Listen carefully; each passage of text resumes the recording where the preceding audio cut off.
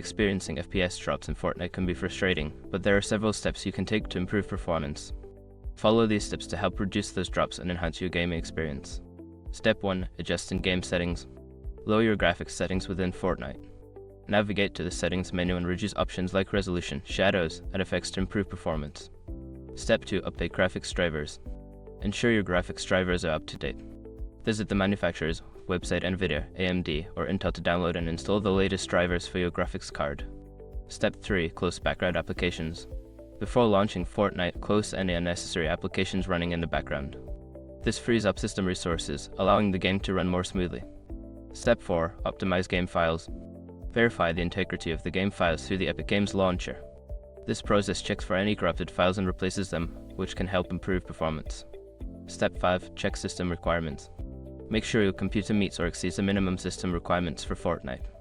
If your hardware is outdated, consider upgrading components like RAM or the graphics card for better performance.